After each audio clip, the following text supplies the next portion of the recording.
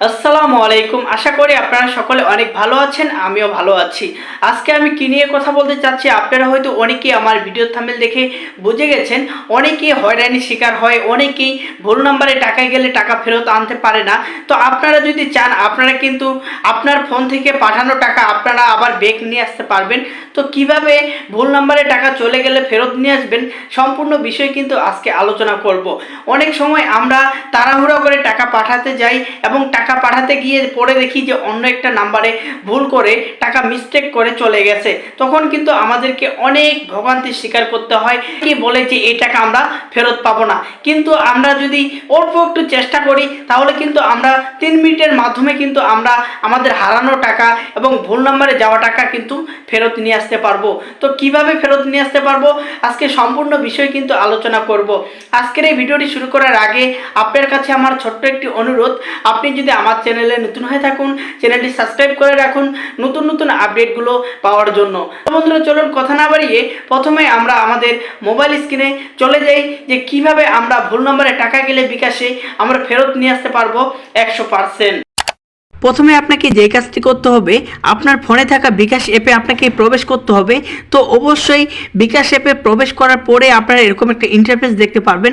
আপনি যদি send money করে থাকেন ভুল করে, আপনি যদি ক্যাশ আউট করে থাকেন ভুল করে, আপনি যদি ভুল করে পেমেন্ট করে থাকেন, আপনি ভুল করে যদি অ্যাড মানি করে থাকেন, তাহলে এই চারটার মধ্যে যে কোনো যদি একটা করে থাকেন তাহলে কিন্তু আপনার টাকা আপনি ফেরত আনতে পারবেন। আমি আপনাদেরকে বোঝানোর জন্য বলতেছি, আপনি যদি কোনো নাম্বারে ভুল করে সেন্ড মানি করেন তাহলে আবারও সেন্ড মানিতে গিয়ে যেই নাম্বারে আপনি টাকা পাঠিয়েছেন সেই নাম্বারটা টাইপ করবেন। টাইপ করার পরে সেই নাম্বারটি উপরে ভাসবে এবং আপনি সেখানে দেখতে পারবেন যে বাতিল অপশন, আপনার বাতিল অপশন আসবে। বাতিল অপশনে আপনারা যখন টাচ করবেন তখন কিন্তু অটোমেটিকভাবে আপনার টাকা আপনার কাছে চলে আসবে।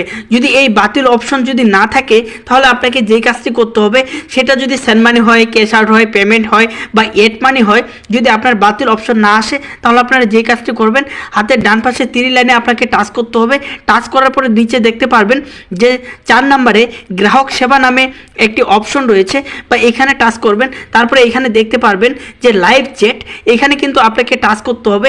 টাচ করার পরে আপনি বিকাশ কাস্টমার কেয়ারের সাথে সরাসরি কথা বলতে পারবেন। এখানে কিন্তু আগের থেকে আপডেট করা হয়েছিল, আগে কিন্তু ওরা টাকা ফেরত দিচ্ছিল না, বর্তমান সময়ে কিন্তু অনেক আপডেট করেছে। এজন্য কিন্তু সবার টাকায় কিন্তু এখান থেকে অভিযোগ করলে, প্রমাণ মিললে কিন্তু টাকা ফেরত দিয়ে দিচ্ছে।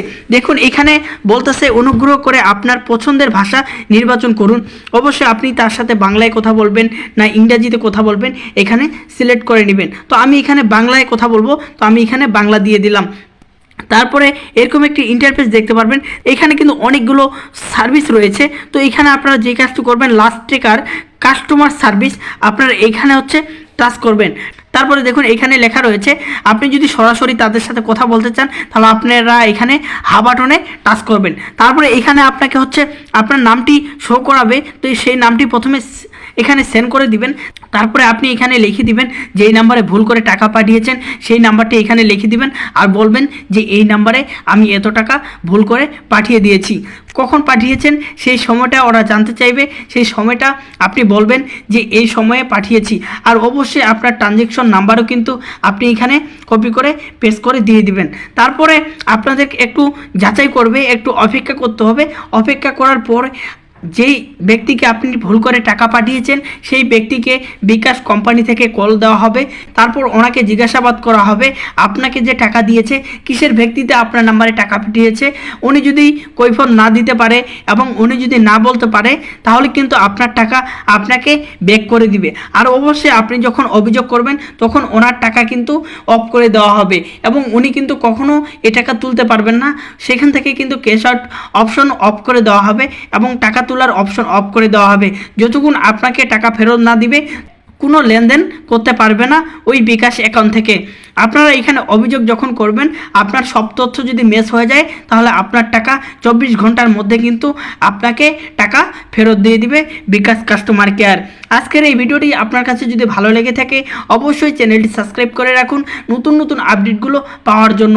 যে কোনো প্রয়োজনে আমার ফেসবুক পেজে মেসেজ করতে পারেন। আমার ফেসবুক লিঙ্ক আমার এই ভিডিওর ডেসক্রিপশন বক্সে দেওয়া থাকবে।